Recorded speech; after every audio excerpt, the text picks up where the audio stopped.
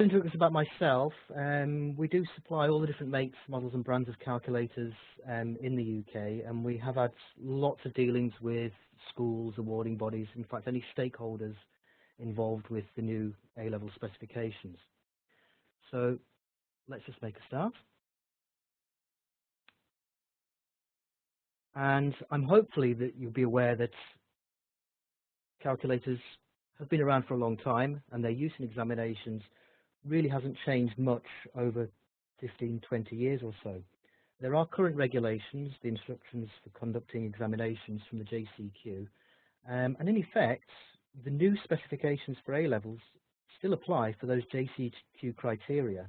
However, there are some additional functionalities that are required, namely an iterative function, the ability to undertake matrix calculations, and the one that's caused most discussion and debate, the use of summary statistics.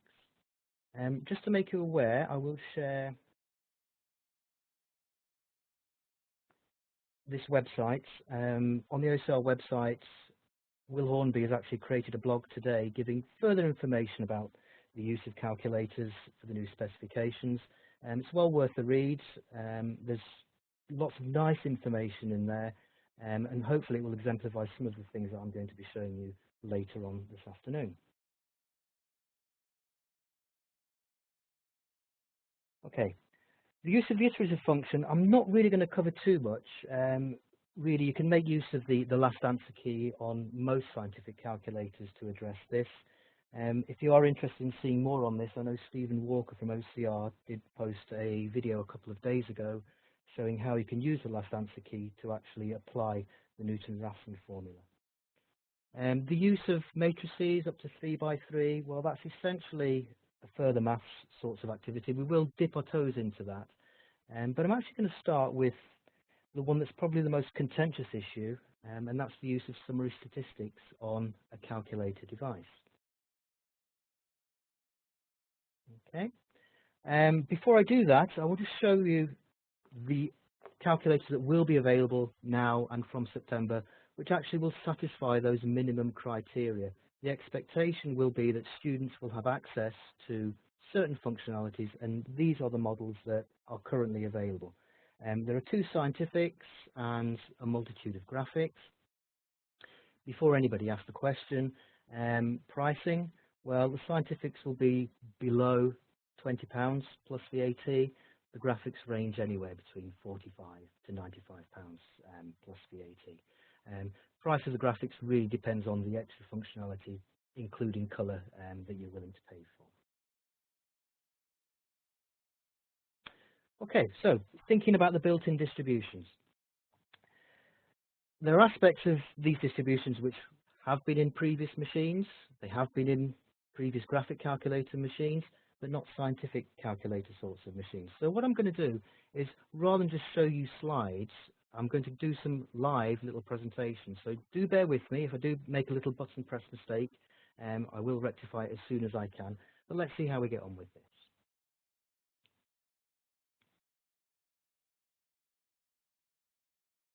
Okay, I'm going to start with one of the scientific calculators that are appropriate.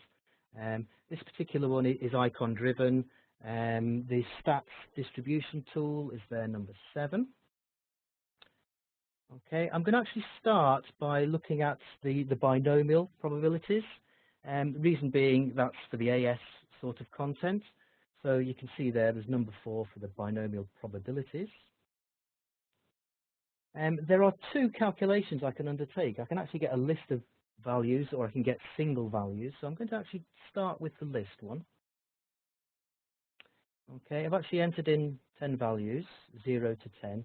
I'm going to do quite a simple sort of calculation. I'm going to look at modelling tossing a coin 10 times. Okay. So my n value will be 10. I'm throwing it 10 times. And the probability of success of getting ahead will be 0.5. And away it goes. Okay. It's got each of those discrete probabilities. And the nice thing about having these displayed in a table is actually you can see a little bit of the symmetry. Okay.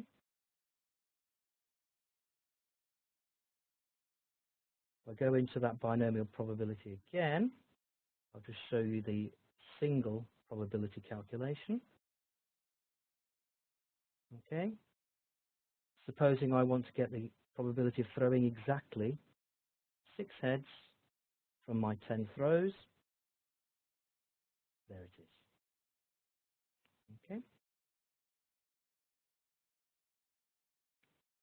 And allied to the single probabilities, if I just scroll down a page, you can see we've got the cumulative probabilities.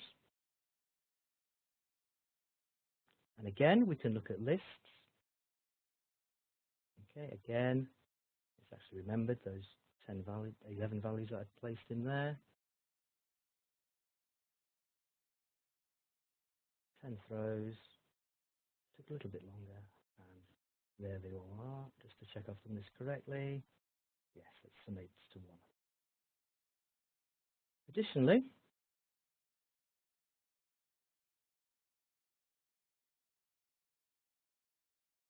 I can do a single value. Okay. In this instance, the way the calculator works, it does the accumulation from 0 up to my x value. So the probability of getting at most 6 heads is,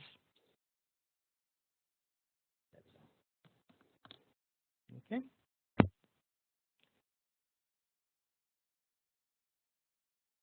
So that was the binomial. Let's look at the normal now. I'm not going to look at the probability density. I'm going to look at the cumulative distribution. Number 2. Okay. And by default, the calculator assumes that you're using the standardized normal distribution. So my mu is 0, my sigma is 1, but we're not restricted to that. So we no longer have to use our standardized tables. We can use any summary data. So for example, I'm going to be modeling the population of the length of insects in South America. This particular breed of insect, the population has a mean length of 2.5 centimeters, and the standard deviation of those lengths is 0.8 centimeters. Okay, and we can actually choose lower and upper bounds. So previously, if students were using tables, they'd have to work out all of these figures themselves and then maybe do a subtraction. Here we can do it directly. So what is the probability of choosing an insect between 2 and 3.5 centimeters? There it is. Okay.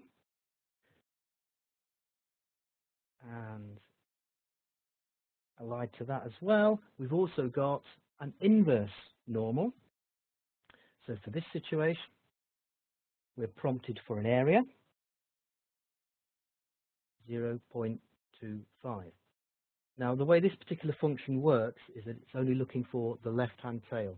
So students will still have to recognize the symmetries of the normal distribution, and they still may have to do some calculations, subtractions as well, to get specific values that they require. In this instance, the critical value on the left-hand tail is 1.96 centimeters.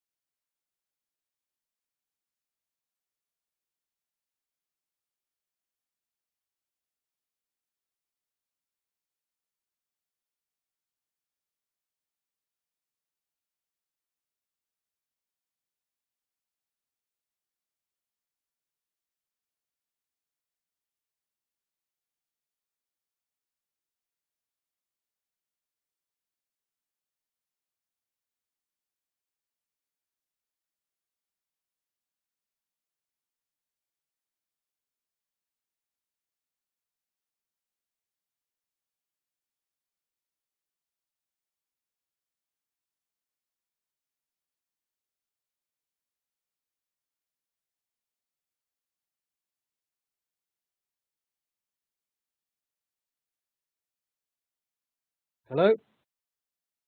Hello? Are we back on track?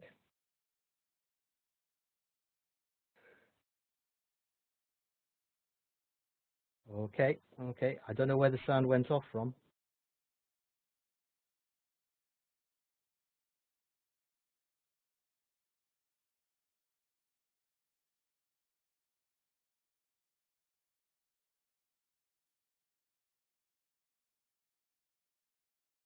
Okay, so what I'm going to do, I'm going to go back about 3 minutes ago. Good grief. Okay. Right.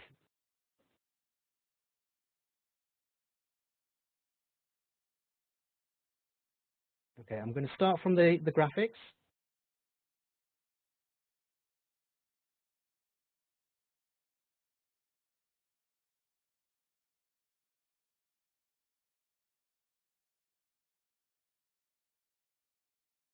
Did you find? Okay, we'll move on. We'll move on. Okay. Okay, so hopefully the visual was fine for you. You would have got an idea. It didn't really need all of that explanation. Um, the main benefit of using the graphics is obviously got that extra verification for your solutions. You see the regions you're calculating and so on. Okay, what I'm going to do next is I'm going to think about using the numeric calculus on the scientifics to start with. Lots of these tools have been in previous incarnations of scientifics, but they may not have been used, and certainly people may not have been using those sorts of scientifics for A levels. So this is really an awareness about some of the other functionality that may be available for you. So I'm going to go into my desktop again, fingers crossed. Okay.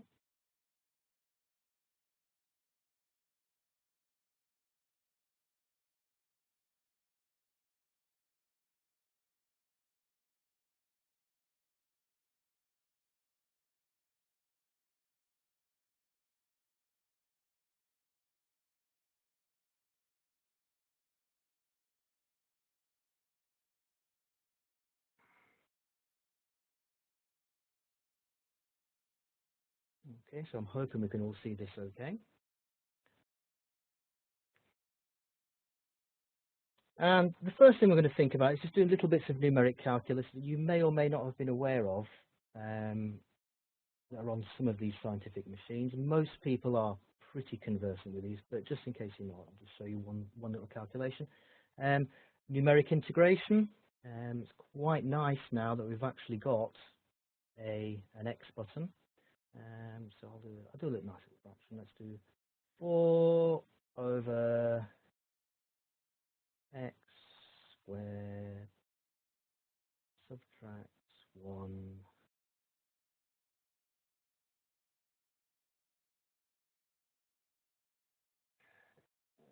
subtract 1, and let's put that limits between 2 and 5, and away it goes. Okay, so these sorts of tools have been around for a long time. The expectation is that students will have access to devices with these sorts of functionality. So the questioning will either just state, what is this, a verification check on the calculator, or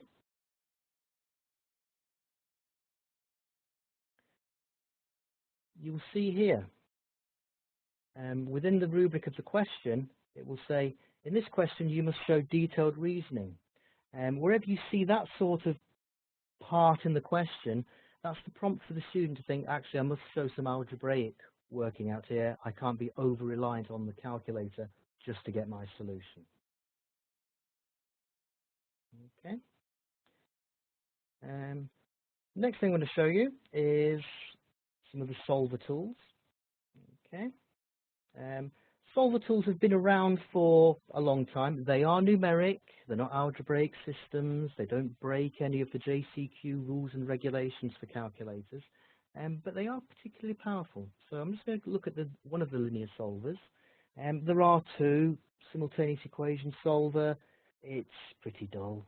You can put in a system of equations, three unknowns, and it will find a solution, no solution, or multiple solutions. The polynomial one is quite nice. Let's do a polynomial degree 2. Certain restriction is you've got a standardized version of the quadratic equation, ax squared plus bx plus c equals 0, so students may have to rearrange what they're given into this format. Okay, let's supposing we've got 2x squared, subtract 3x, subtract 4. Okay, yes, it will give us solutions. We've got simplified versions as well. It's not decimal approximations or anything like that. And in this particular example as well, we get the added bonus of having the minimum, the turning point. Okay.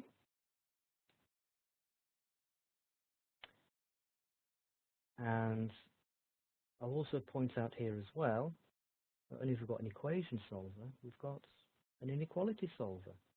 So supposing we wanted our 2x squared subtract 3x subtract 4 to be greater than 0, put in the coefficients.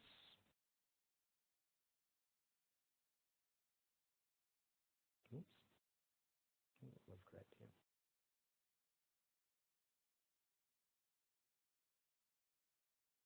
And there we go. It can calculate for the regions as well. Okay, pretty neat. Okay, and the final little extra tool which I will show you will be the table tool.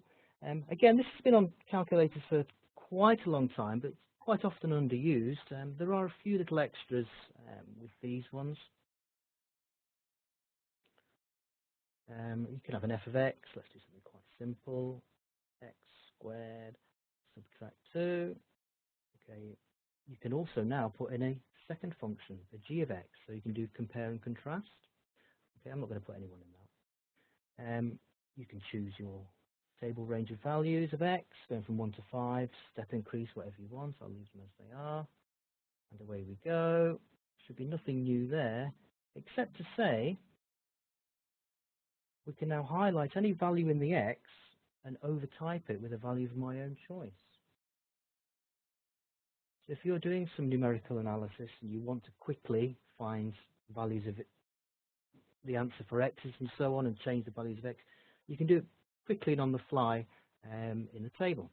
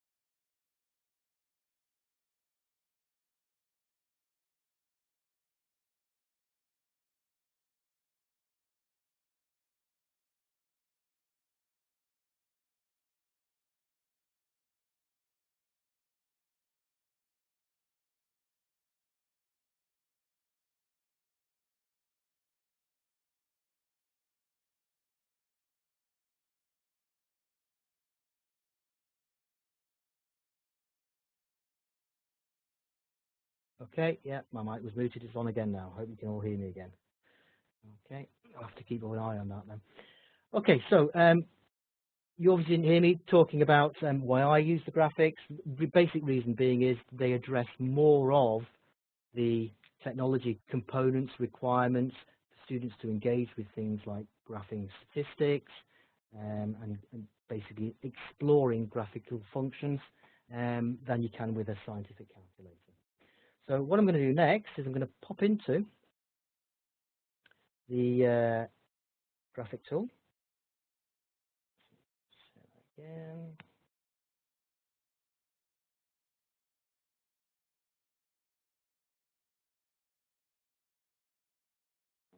Okay. And I'm going to go into a region we've been in before, the stats tools.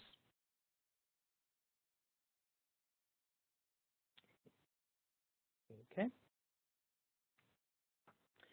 And I'm going to think about plotting data. Now, this environment is very similar to the list tools on the scientifics. Works in a very, very similar sort of way. Restriction with the scientifics is you usually only have 2 lists and so on. Well, we've got multiple lists here. The beauty with the graphics as well is you can have longer lists, and you can also import data in CSV files. So I've got some data that I'm going to import.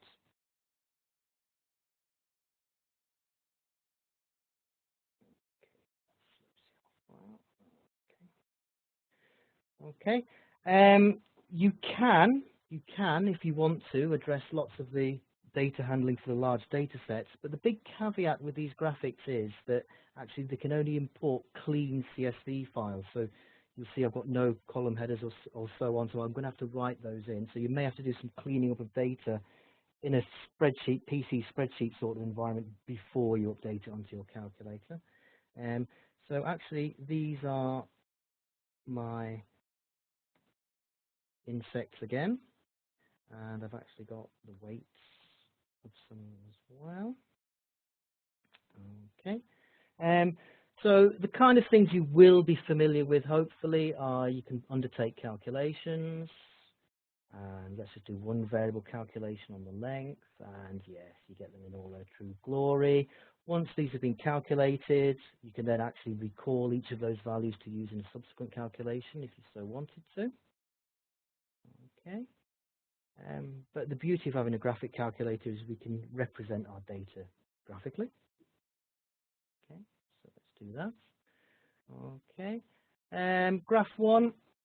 Okay, I know it actually looks at a scatter diagram comparing list 1 against list 2. Students will be expected to be engaging with drawing scatter diagrams and getting correlations and so on without having to manually calculate them themselves. That's possibly a big change.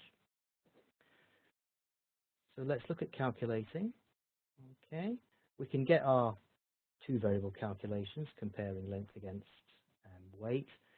We've got various tests for regression. Well, this looks pretty linear.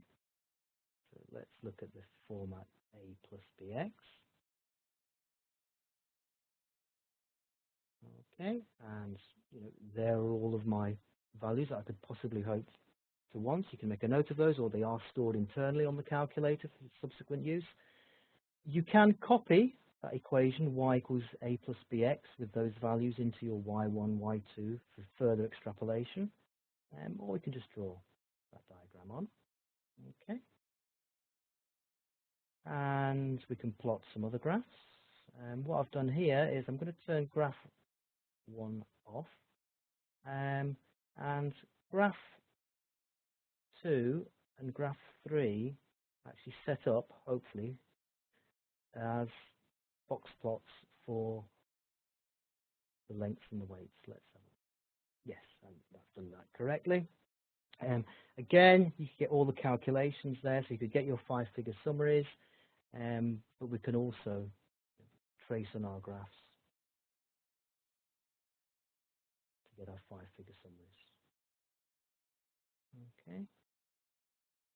It is also possible as well to set for your box plots so that it will identify outliers as well. Standard format, 1.5 times the interquartile range from the lower and the upper quartile. Okay. So that starts graphing. Let me make sure people can still hear me again. Yes, good.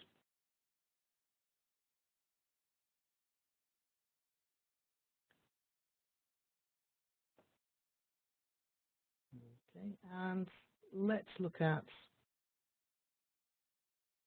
some of the extra graphing tools. Now, graphic calculators have been around for a long time. The technology has improved in terms of screen technology. Resolution is a lot better, and you have color and so on. um, but also some of the functionality you can use within the graphing. So, for example, let's put a function into y1.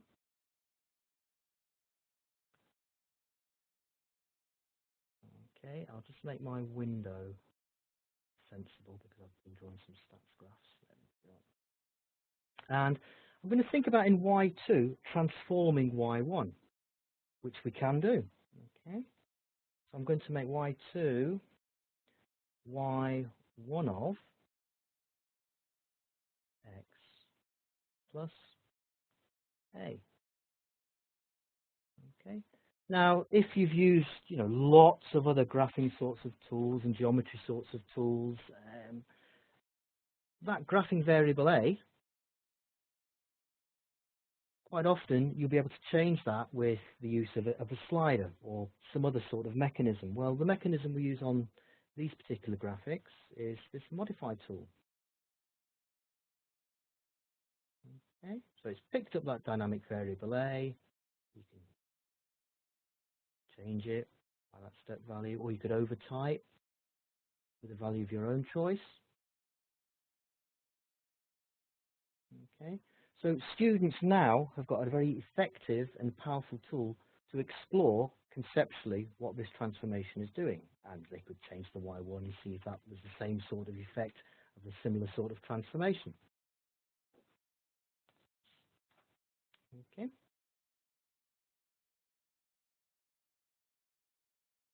Right, let's put another couple of functions in here.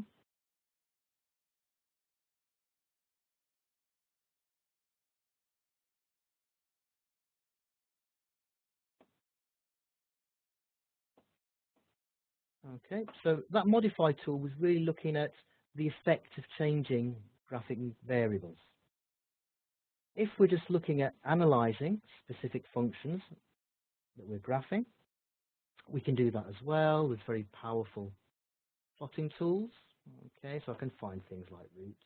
Okay, let's find roots of that blue one. Yeah, that's nice, and so on. Okay, I've actually turned on the derivative at each of those points. Okay, by default, usually that's off. Okay, what else can we do? Intersections. Okay, I love the intersection tool, particularly when students are working through some, algebraic solutions. They're solving algebraic problems, and it's quite nice rather than give them the solutions on the back of the textbook to actually say, well, actually, can you verify your solutions using the intersections of your curves on the graphs? Okay, quite a nice little tool to be doing with them. GSolve again. Okay, so pretty self-explanatory, lots of these sorts of tools. On the next page, you've got integration tools as well.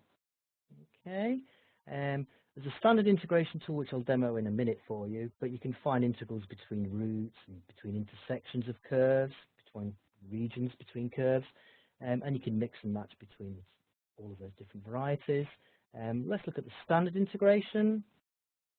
Okay, it will only work on one curve at a time. Okay, so you're prompted to enter a lower bound. Let's put in, I don't know, let's put in negative root 2, something I can't actually scroll to. Okay, negative root 2 up to 3. Okay, and again, yes, you've got the integral has been calculated, which we could have calculated, as we've seen similarly. But it's nice to get that extra visual prompt about, well, what's happening here? We've got regions below and above the curve.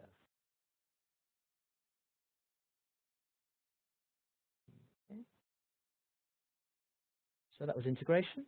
Next thing I'm going to do, I'm just going to turn off, deselect that Y2. Just going to get it away. Going to draw something on here. What other little tools as well? Once you've got a function displayed, you can add things to it. You can explore it in a little bit more detail as well.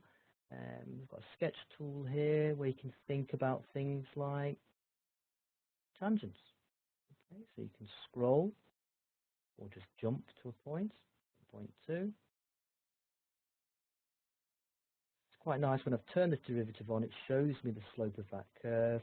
And when I press this key here to actually paste that value on, I can actually evaluate the line of that tangent. Okay, it'd be quite nice to sketch on the normal at that point too, and see that equation of the normal as well.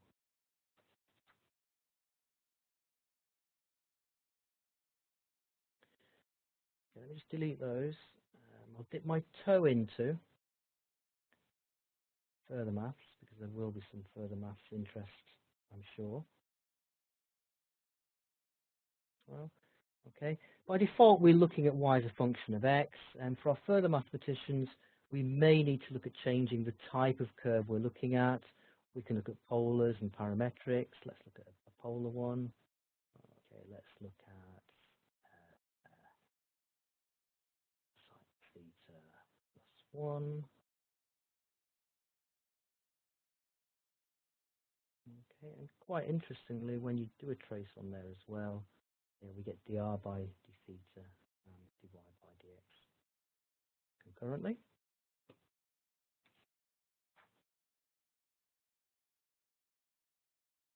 Okay.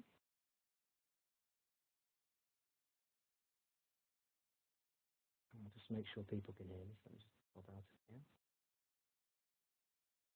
Yep. Nobody's shouting, so I'm sure you can all hear me. Let's go back in again then.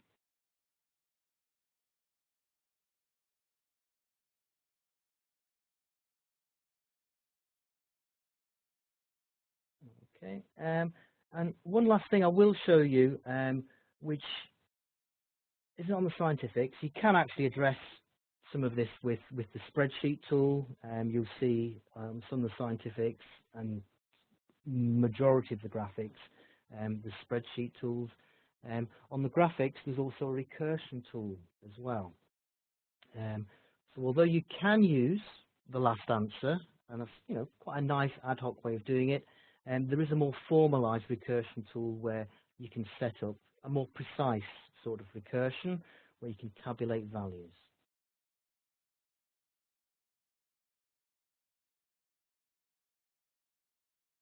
Okay, it's quite a nice one if you're into your golden ratios and so on. Okay. And from here as well, you can do cobweb diagrams as well to show if it's actually going to a limit or not. Okay.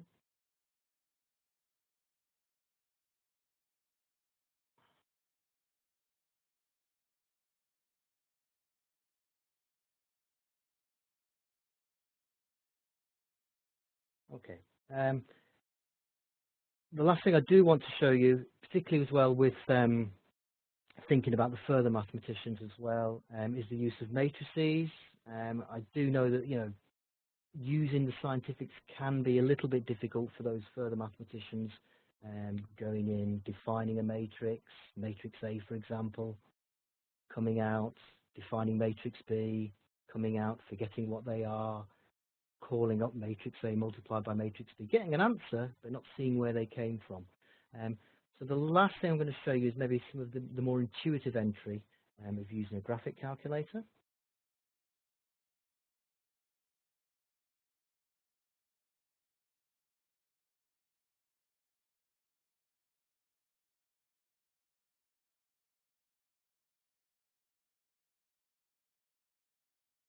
Okay, let's delete all that.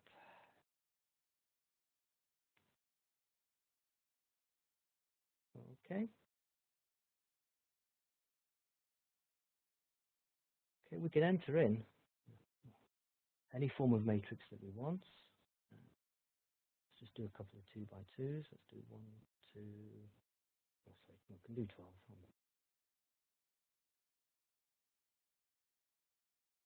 Okay.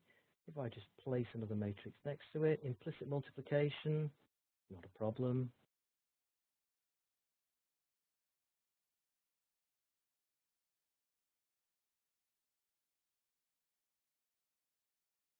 Okay, and away we go. The beauty of this environment is because we've got the large screen, we can actually go back and we can actually change things. What's the effect of changing that to a 5? Can anyone predict what my answer will be? Ah, okay.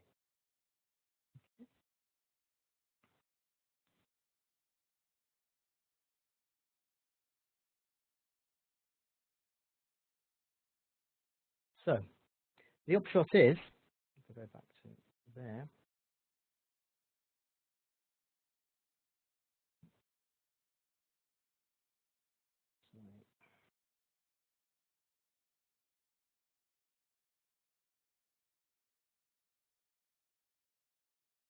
so the upshot is, students are allowed to use any particular calculator that, satisfies those JCQ criteria. They're not allowed to be CAS and have various different bits of functionality on them, as long as they tick those boxes that they've always ticked for a long time, and they have that extra functionality engaged, they're fine.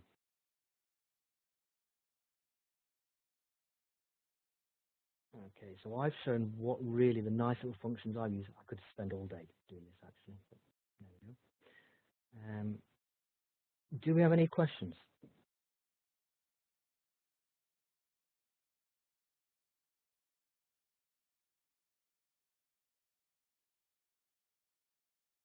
No, no questions. Right. Okay, I'm going to hand you over to Stephen Walker now.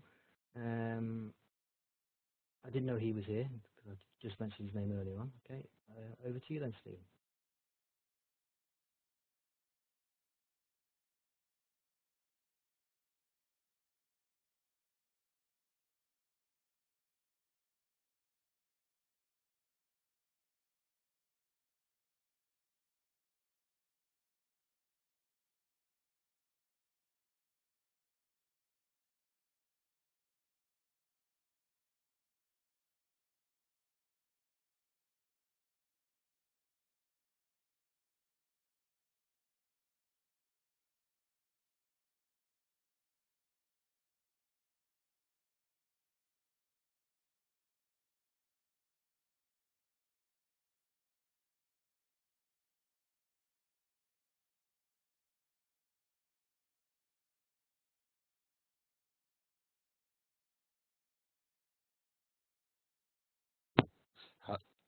Right, sorry about that. We do seem to be having some sound problems today, but I hope you can hear me now.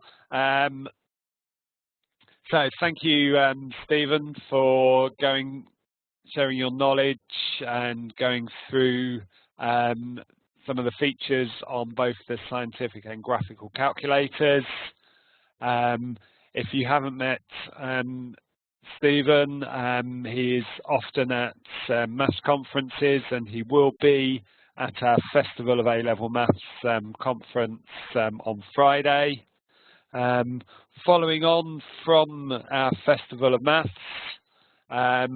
we will be running some face-to-face CPD training around the country, where we'll be looking at aspects of teaching and learning for the reformed A-level maths and further maths, and we will be including ideas for using technology in class.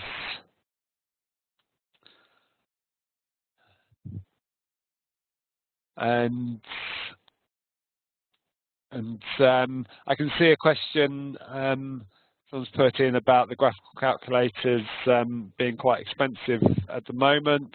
In designing the specification and the SAMs, and as the paper writers are moving in through the practice papers and the into the live sessions, they are using scientific and graphical calculators to make sure that students with graphical calculators would not have an unfair advantage, or equally those students with a scientific calculator, provided the calculator does meet those minimum requirements, that they wouldn't be unfairly disadvantaged by not having that extra bit of functionality.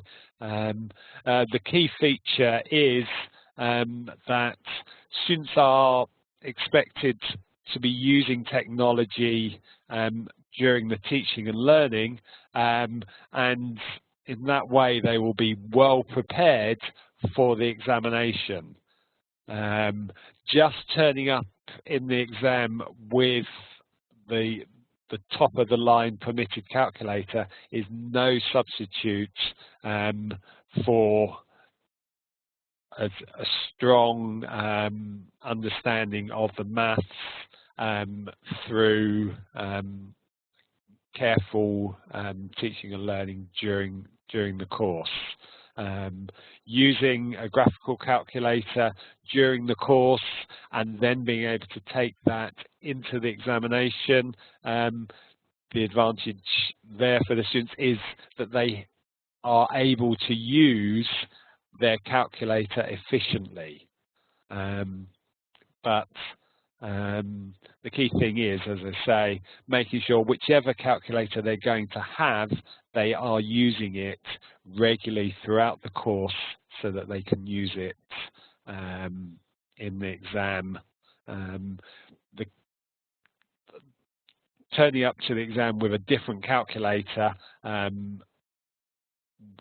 will be could be a bit problematic.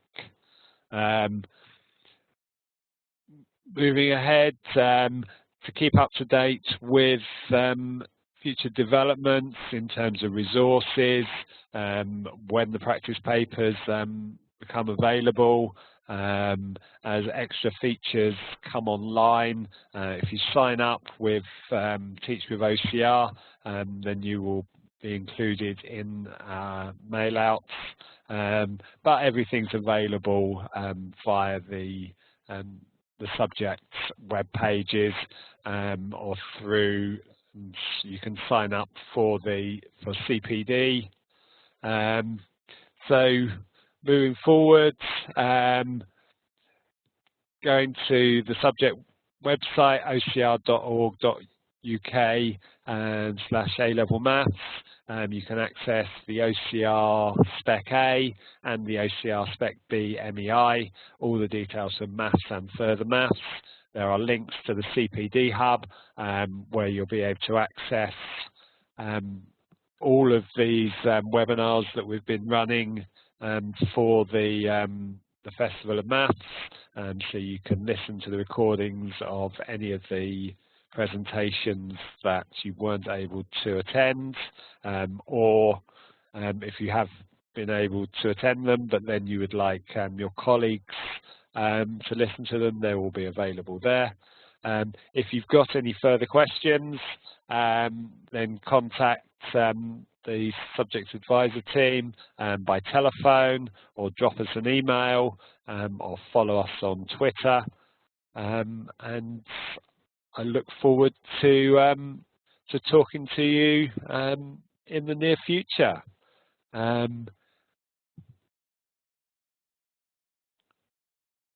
And I will pass you over to Heather, our host, to close the session. And in terms of when the recordings will be available, we're just doing some sound checks, and we will we hope to have them in the next few days. So if I pass over to Heather now.